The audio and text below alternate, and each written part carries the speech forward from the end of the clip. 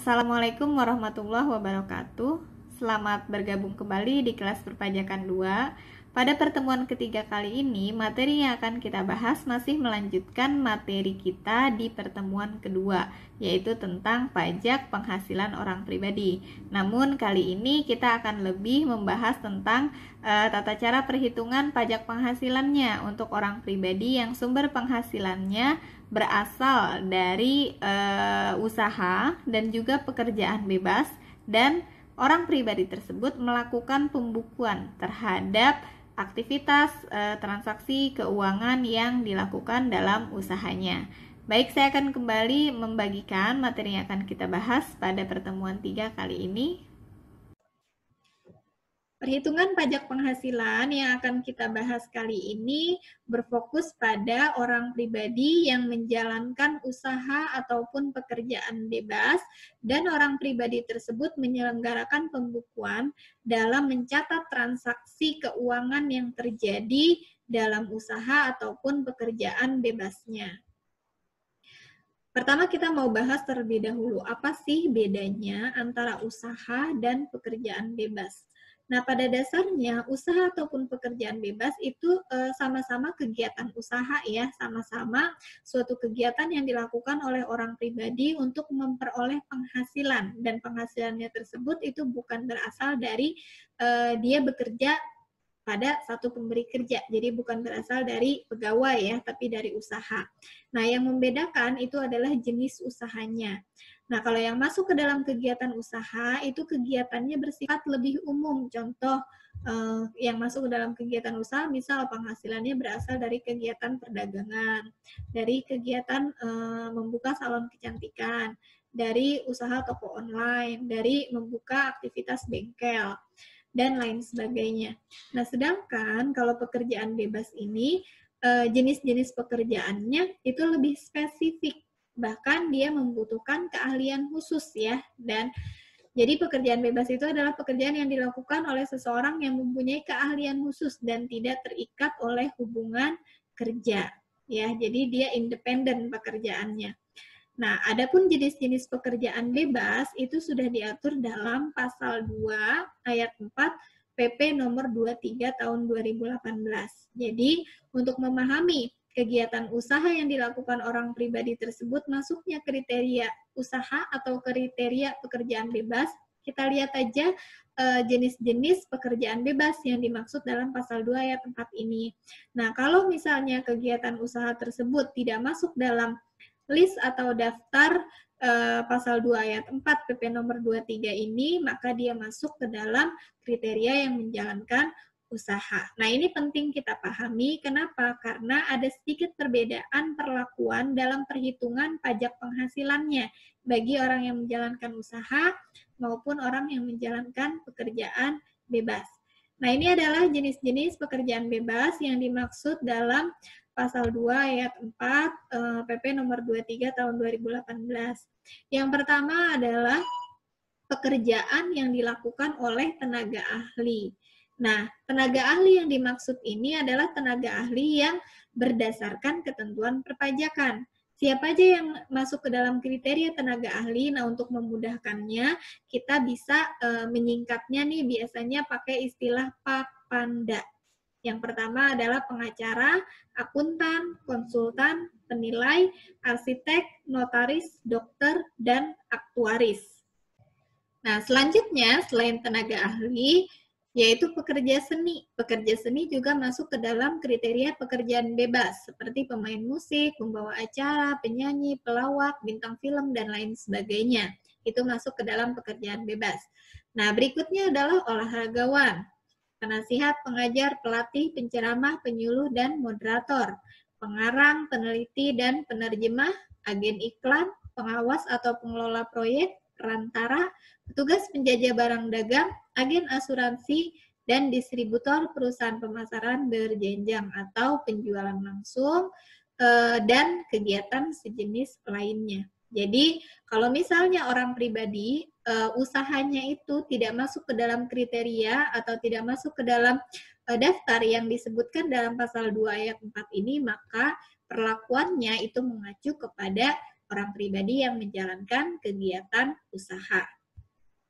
Nah, berikutnya dalam melakukan perhitungan pajak penghasilan orang pribadi ada sedikit perbedaan perlakuan antara wajib pajak yang menjalankan usaha dengan wajib pajak yang menjalankan pekerjaan bebas. Yang pertama, kalau wajib pajak orang pribadi yang menjalankan usaha, dalam perhitungan pajak penghasilannya itu dia mengacu kepada omset, ya, seperti yang dijelaskan di video sebelumnya. Kalau omset dari kegiatan usaha tersebut pada tahun sebelumnya itu di bawah 4,8 miliar, maka kewajiban perpajakannya dia mengacu kepada mekanisme berdasarkan PP nomor 23 tahun 2018, yaitu tarif pajaknya bersifat final dengan tarif sebesar 0,5% dikali peredaran bruto sebulan. Artinya, PPh orang pribadi terutangnya cukup dilakukan tiap bulan sekali berdasarkan penjualan atau peredaran brutonya. Nah, untuk memanfaatkan tarif 0,5% yang sesuai dengan PP nomor 23 tahun 2018 ini, orang pribadi hanya diperkenankan menggunakan tarif tersebut maksimal 7 tahun. Apabila dalam kurang dari 7 tahun ternyata omsetnya sudah melebihi 4,8 miliar, maka orang pribadi tersebut sudah tidak bisa lagi menggunakan tarif 0,5% tersebut, tapi dia harus beralih ke perhitungan pajak berdasarkan mekanisme umum. Yang kedua, kalau peredaran bruto atau omset dari usahanya pada tahun sebelumnya itu melebihi 4,8 miliar, maka kewajiban perpajakannya dia mengacu kepada mekanisme umum, yaitu sesuai dengan pasal 17 Undang-Undang PPh. Nah, selain itu wajib pajak orang pribadinya harus menyelenggarakan pembukuan dan tarif pajak yang dikenakan yaitu bersifat progresif sesuai dengan pasal 17 Undang-Undang PPh. Dari tarif pajak tersebut tinggal dikalikan dengan penghasilan kena pajak. Beda dengan kalau yang omsetnya di bawah 4,8 miliar, pengalinya adalah peredaran bruto, tapi kalau yang di atas 4,8 miliar, mekanisme umum pengalinya adalah penghasilan kena pajak. Nah, itu adalah mekanisme perhitungan pajak penghasilan kalau orang pribadinya menjalankan usaha. Nah, bagaimana jika wajib pajak orang pribadi tersebut menjalankan pekerjaan bebas? Sama, perhitungannya itu dibagi menjadi 2 ya. Nah, kalau omset tahun berjalan, nah ini bedanya. Kalau menjalankan usaha, acuannya adalah omset tahun sebelumnya, tapi kalau pekerjaan bebas mengacunya pada omset tahun berjalan. Kalau omset tahun berjalan itu di bawah 4,8 miliar dan wajib pajak orang pribadi tersebut melakukan pencatatan, maka kewajiban perpajakannya itu mengacu kepada norma penghitungan penghasilan neto. Jadi untuk menghitung penghasilan netonya diperoleh dari penghasilan bruto dikalikan dengan tarif sesuai dengan tabel norma penghitungan penghasilan neto. Nah, tarifnya itu sudah ditentukan di dalam Per 17 garing PJ garing 2015. Nah, berikutnya yang kedua, kalau omset tahun berjalannya dari kegiatan pekerjaan bebas tersebut melebihi 4,8 miliar atau masih di bawah 4,8 miliar tapi dia melakukan pembukuan, maka kewajiban perpajakannya mengacu kepada pasal 17 Undang-Undang PPh, yaitu mengacu kepada mekanisme umum sama seperti orang pribadi yang menjalankan usaha kalau omsetnya di atas 4,8 miliar. Jadi perbedaannya antara wajib pajak orang pribadi yang menjalankan usaha dan menjalankan pekerjaan bebas itu hanya di ketika omsetnya itu di bawah 4,8 miliar. Dan satu lagi acuannya ya, acuan dalam menentukan tarif, kalau usaha itu mengacu ke tahun sebelumnya, sedangkan kalau pekerjaan bebas itu mengacu ke tahun berjalan. Oke, nah berikutnya Untuk mempermudah dalam melakukan identifikasi kewajiban perhitungan pajak penghasilan orang pribadinya, baik yang menjalankan usaha ataupun yang menjalankan pekerjaan bebas, di sini sudah saya buatkan skemanya. Jadi dalam menentukan kewajibannya kita ngecek dulu berdasarkan peredaran usahanya ya. Kalau orang pribadi yang menjalankan usaha, ingat mengacunya ke peredaran usaha tahun sebelumnya. Kita lihat apakah peredaran usaha tahun sebelumnya di atas 4,8 miliar. Kalau di atas 4,8 miliar, maka wajib pembukuan. Ketika dia wajib pembukuan, kita harus cek lagi apakah penghasilannya dari usahanya tersebut merupakan penghasilan yang dikenakan PPh final atau tidak.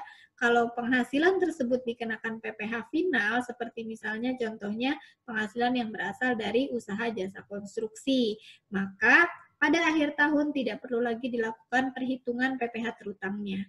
Karena kalau penghasilannya sudah dikenakan PPh final, akhir tahun tidak perlu lagi melakukan pembayaran pajak terutangnya. Tapi kalau penghasilannya tersebut merupakan objek pajak penghasilan tidak final, maka dia melakukan perhitungan pajak penghasilannya sesuai dengan mekanisme umum, sesuai dengan ketentuan pasal 17 ya. Nah, itu kalau peredaran usaha tahun sebelumnya di atas 4,8 miliar.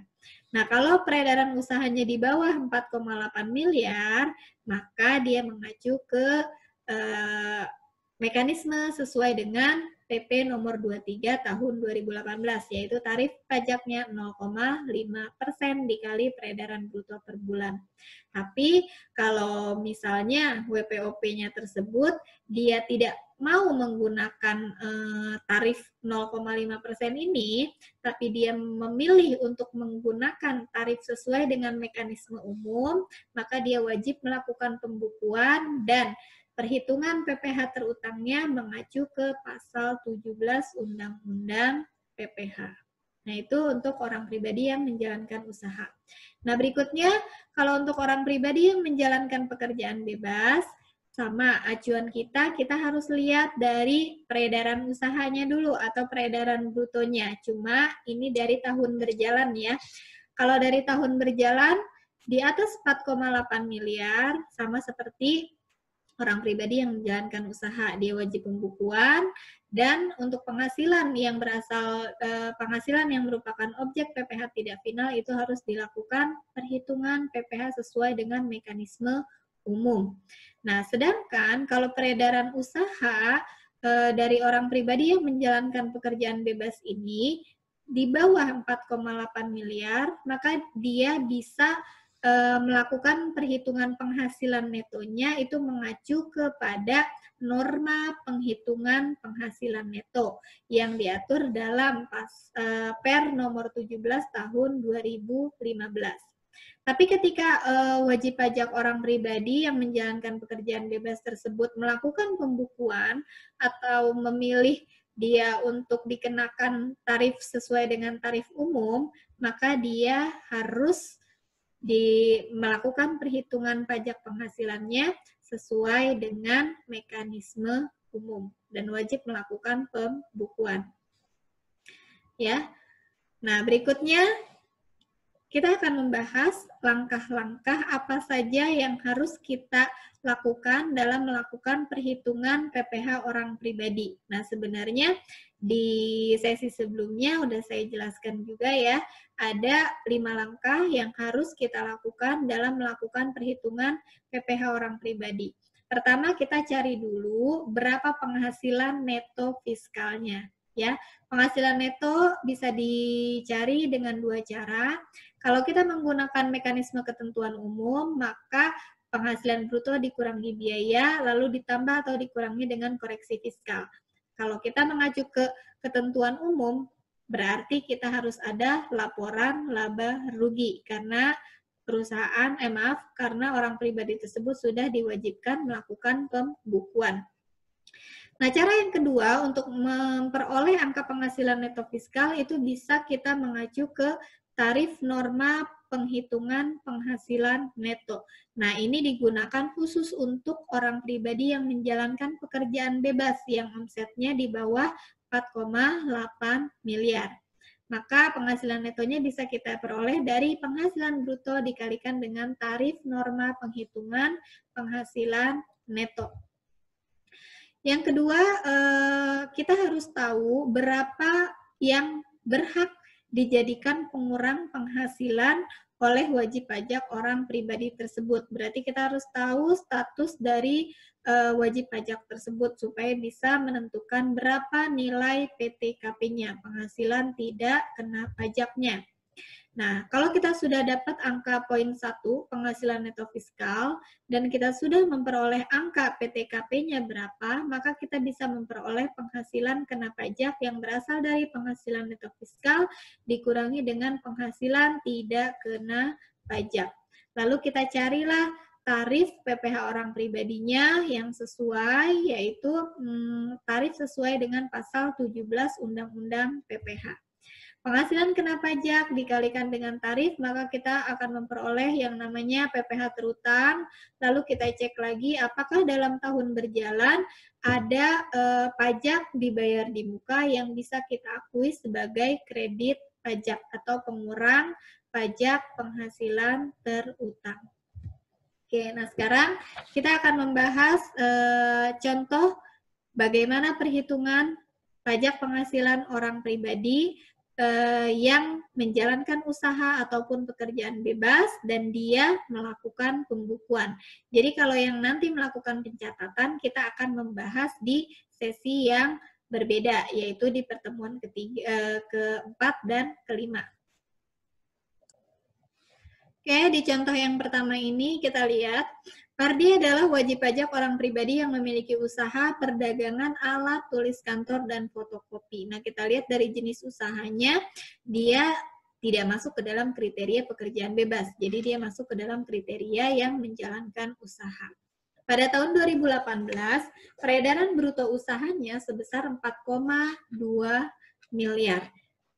Sehingga untuk tahun pajak 2019, Pardi akan dikenakan kewajiban pajak sesuai dengan PP nomor 23 tahun 2018, yaitu PPh-nya bersifat final dengan tarif 0,5% dari peredaran bruto per bulan.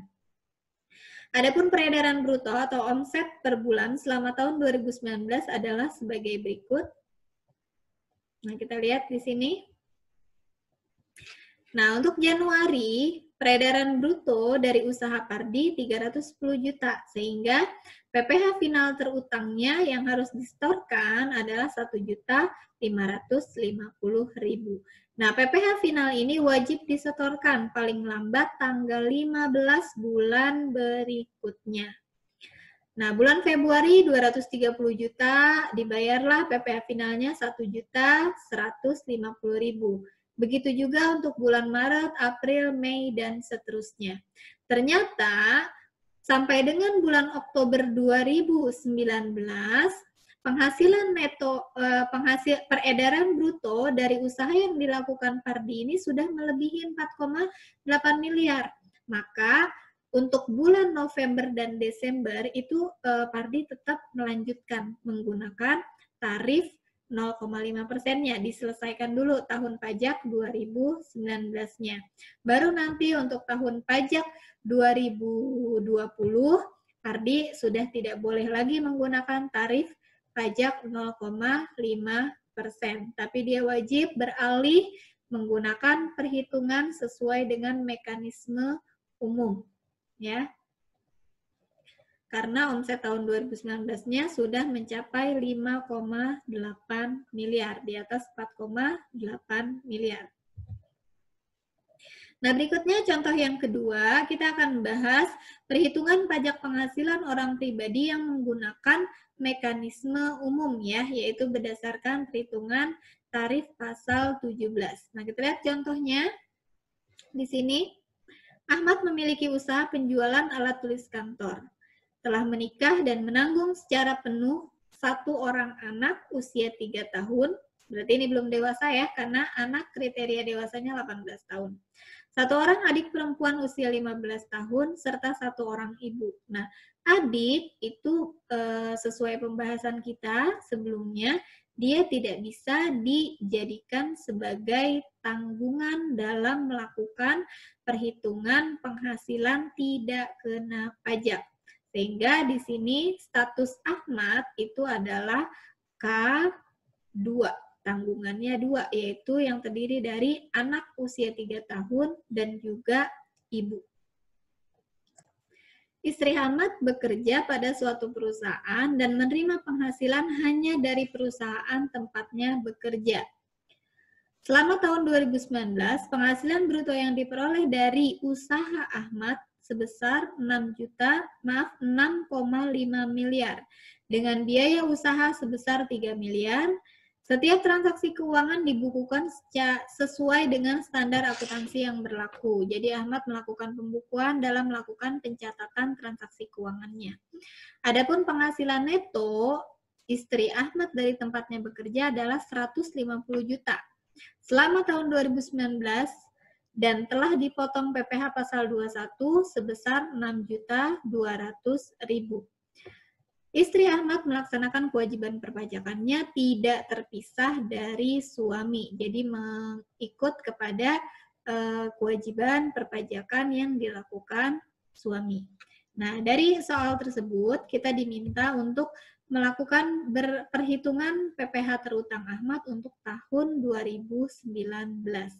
Nah, sekarang di pertemuan sebelumnya kita sudah membahas tentang perhitungan PPh orang pribadi yang statusnya adalah suami istri.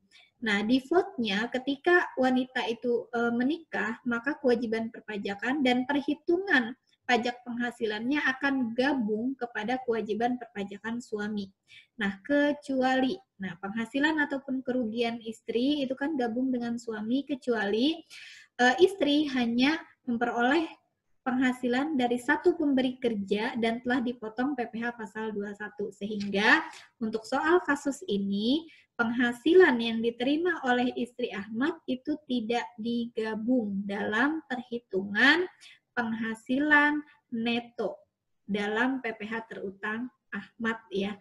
Beda halnya kalau selain bekerja, istri Ahmad juga melakukan usaha lain, misalnya punya salon atau punya kegiatan toko dan lain sebagainya, barulah dilakukan penghitungan penghasilan neto yang digabung antara suami dan istri. Sehingga dengan kata lain, status PTKP Ahmad yang diperkenankan dari soal ini adalah K2, bukan KI2. Karena walaupun istri bekerja, penghasilannya itu tidak digabung oleh suami. Seperti itu ya. Nah, sekarang adapun cara perhitungannya kita lihat di sini. Peredaran bruto dari usaha yang dilakukan Ahmad nilainya adalah 6,5 miliar. Biaya yang terjadi berkaitan dengan usaha tersebut adalah 3 miliar, sehingga diperolehlah penghasilan neto dari usaha sebesar 3,5 miliar. Kita asumsikan ini berasal dari laporan laba rugi ya. Jadi laba usaha yang dilakukan oleh Ahmad nilainya adalah 3,5 miliar. Nah, kita asumsikan tidak ada koreksi fiskal. Nah, kalau misalnya ada koreksi fiskal, berarti kita harus lakukan rekonsiliasi fiskal terlebih dahulu. Koreksi positifnya apa, koreksi negatifnya apa, barulah nanti kita dapat berapa penghasilan neto fiskalnya. Kita asumsikan di soal kita ini, untuk mempermudah tidak ada koreksi fiskal, maka penghasilan netonya adalah 3,5 miliar. Nah, itu berarti langkah pertama dalam perhitungan PPh orang pribadi sudah kita temukan. Penghasilan neto fiskalnya adalah 3,5 miliar. Nah, berikutnya kita hitung berapa total PTKP yang diperkenankan untuk wajib pajak Ahmad ini. Tadi statusnya sudah kita sepakati bahwa K2 ya. Kawin dengan 2 tanggungan, yaitu anak dan ibu, karena adik tidak masuk ke dalam tanggungan yang diperkenankan dalam menghitung PTKP. PTKP untuk Ahmad, wajib pajak orang pribadi sendiri 54 juta, ada tambahan status kawin 4.500.000 dan 2 tanggungan ibu dan anak 9 juta. Sehingga total PTKP-nya di sini adalah 63.500.000. PTKP-nya adalah 67.500.000. Nah, karena PTKP-nya sudah kita ketahui, maka kita bisa mendapatkan angka penghasilan kena pajak yang berasal dari penghasilan neto fiskal dikurangi dengan PTKP, dapatlah penghasilan kena pajak nilainya 3.432.500.000. Nah, dalam melakukan perhitungan PPh terutang, penghasilan kena pajak ini harus dilakukan pembulatan dulu ke ribuan terdekat atau ribuan ke bawah ya. Nah, karena angkanya di sini tidak angka satuan, maka tidak pembulatannya sama aja 3.432.500.000. Nah, barulah kita hitung pajak penghasilan terutang untuk wajib pajak Ahmad untuk tahun 2019. Ini 2019 ya, bukan 2020. Nah, dalam melakukan perhitungan PPh orang pribadi sesuai dengan pasal 17 Undang-Undang PPh, tarif pajak itu ada 4 lapisan ya. Untuk penghasilan kena pajak sampai dengan 50 juta itu dikenakan tarif 5%. Jadi 5% dikalikan dengan 50 juta penghasilan lapisan pertama, maka pajak terutangnya adalah 2.500.000. Nah, PKP-nya 3,4 miliar, berarti masih masuk ke lapisan tarif yang kedua, yaitu 15% dikali 200 juta. Nah, kenapa 200 juta? Karena 15% ini dikenakan untuk penghasilan kena pajak sampai dengan 250 juta. Nah, 50 jutanya sudah kena 5%. Maka, sisa penghasilan yang dikenakan tarif 15% adalah 200 jutanya. Sehingga penghasilan PPh terutangnya untuk lapisan penghasilan yang kedua adalah 30 juta. Nah, berikutnya masih ada sisa lagi masuk ke dalam lapisan yang ketiga, yaitu 25% dikali 250 juta. Nah, untuk 25% ini adalah dikenakan untuk penghasilan sampai dengan 500 juta. Nah, 50 juta sudah dikenakan 5%, 200 juta sudah dikenakan 15%, maka sisanya 250 juta itu dikenakan 25% ya, yaitu 62.500.000. Nah, di atas 500 juta, jadi penghasilan kena pajak yang di atas 500 juta itu dikenakan tarifnya 30%. Nah, berarti selisihnya aja 3,4 miliar 32.500.000 itu dikurangi dengan 500 juta, selisihnya itu dikenakan tarif 30%. 30% dikali 2.932.500.000 dapat angka PPh terutangnya untuk lapisan tarif yang keempat adalah 879.750.000. Sehingga total PPh terutangnya untuk tahun 2019 adalah 974.750.000. Tidak ada informasi mengenai kredit pajak untuk tahun pajak 2019, sehingga 0 pengurangnya. Sehingga PPh kurang bayar yang harus dibayarkan oleh Ahmad untuk tahun 2019 adalah 974.750.000. Nah, di sini ada catatan yang sebenarnya tadi udah saya bahas ya. Nah, dalam melakukan perhitungan PPh terutang Ahmad tidak dilakukan penggabungan dengan penghasilan istri karena penghasilan istri Ahmad hanya diperoleh dari satu pemberi kerja dan telah dipotong pajak, sehingga dalam pelaporan SPT tahunan PPh orang pribadi, penghasilan istri Ahmad dilaporkan dalam daftar penghasilan yang telah dikenakan PPh final. Jadi tidak dilakukan penggabungan penghasilan neto. Nah, berikutnya contoh yang ketiga, masih menggunakan perhitungan dengan mekanisme umum ya, karena kalau menggunakan mekanisme yang ketiga, NPPN itu hanya untuk orang pribadi yang menjalankan pekerjaan bebas, tapi melakukan pencatatan. Sedangkan di materi kita kali ini kita fokus kepada yang melakukan pembukuan terlebih dahulu. Kita lihat contohnya. Menggunakan informasi yang sama seperti contoh satu sebelumnya, berarti informasi datanya sama ya, seperti Ahmad di contoh nomor 2. Bukan nomor 1 ya, ini contoh nomor 2. Namun istri Ahmad selain bekerja juga menjalankan usaha salon kecantikan dengan peredaran bruto selama tahun 2019 sebesar 4,9 miliar. Melakukan pembukuan dan penghasilan neto dari usaha salon kecantikannya tersebut sebesar 500 juta. Nah, perbedaan antara contoh nomor 2 dengan contoh nomor 3 ini adalah di penghasilan yang diperoleh dari istri Ahmad ya. Kalau yang pertama dia hanya berasal dari satu pemberi kerja, tapi kalau ini ada penghasilan lain yang sumbernya dari usaha. Nah, Anda diminta untuk melakukan perhitungan PPh terutang untuk Ahmad untuk tahun 2019.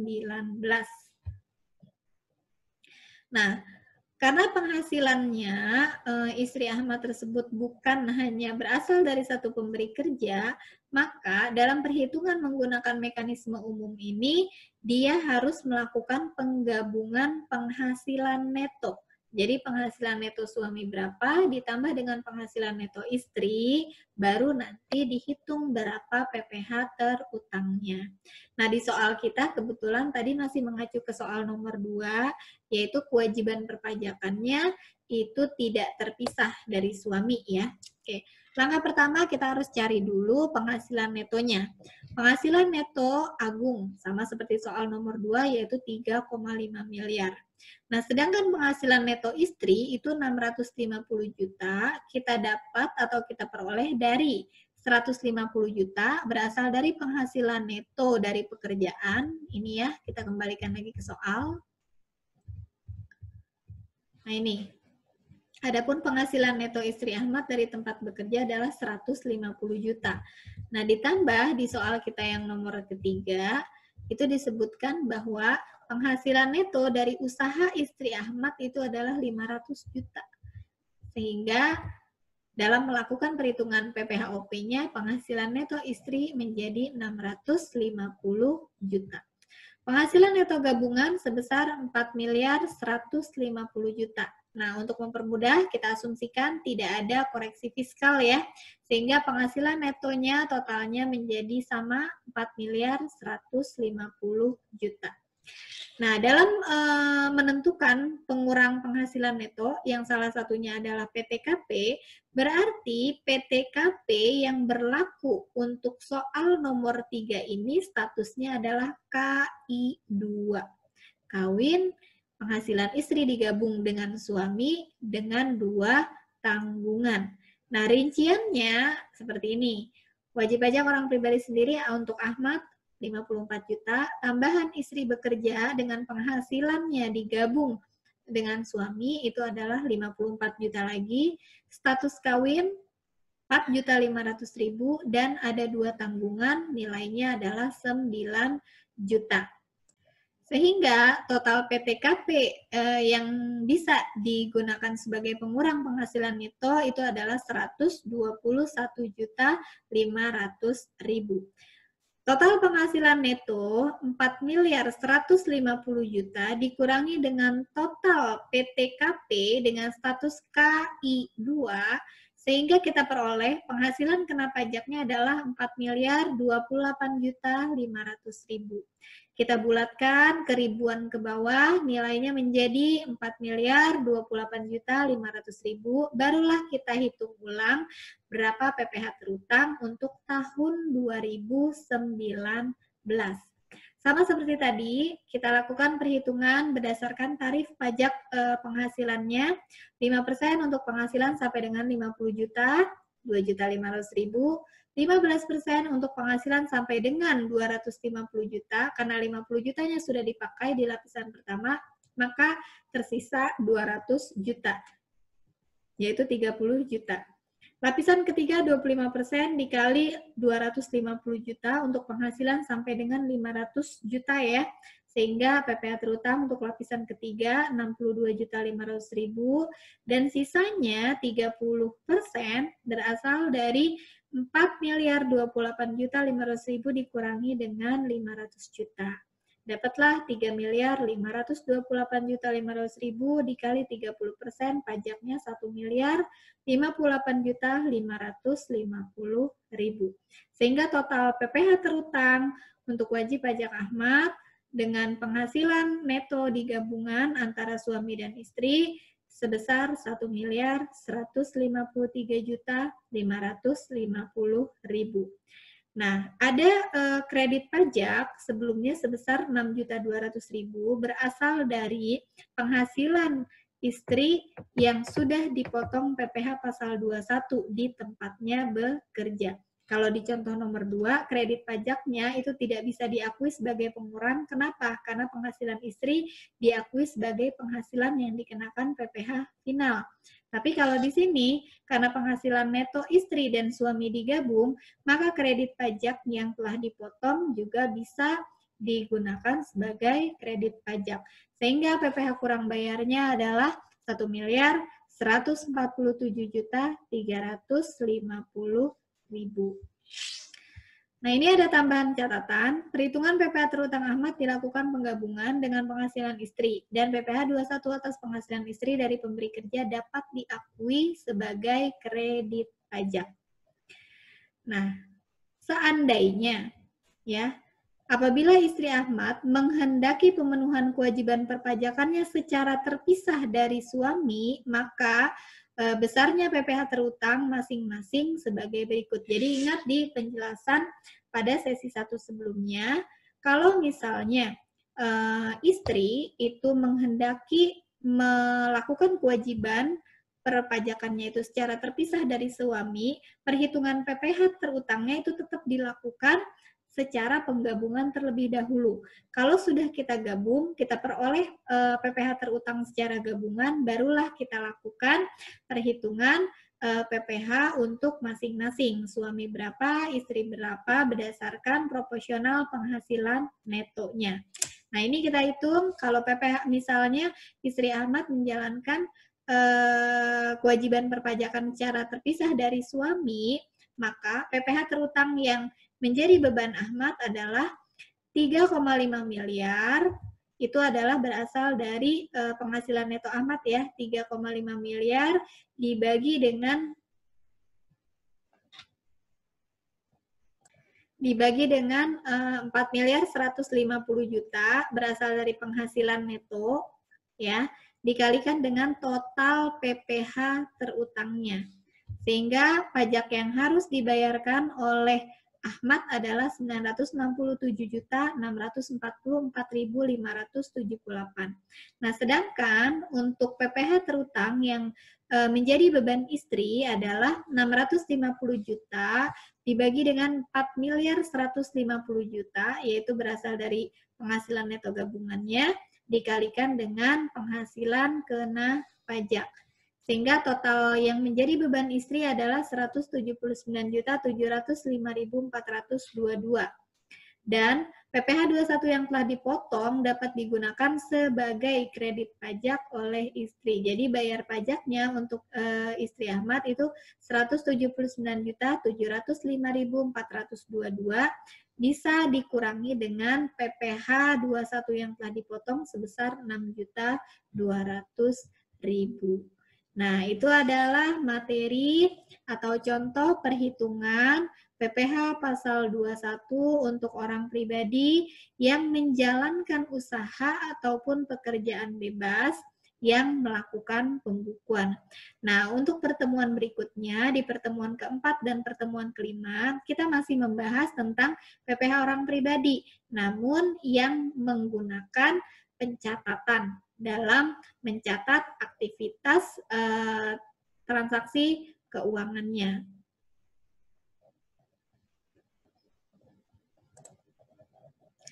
Nah, cukup sekian dulu materi kita pada pertemuan ketiga kali ini. Apabila ada pertanyaan, kita akan bisa diskusikan di forum diskusi e-learning atau bisa juga kita diskusikan di WAG. Oke, sampai ketemu lagi di pertemuan berikutnya, pertemuan keempat dan kelima masih dengan materi PPH orang pribadi. Sampai ketemu lagi, terima kasih. Assalamualaikum warahmatullahi wabarakatuh.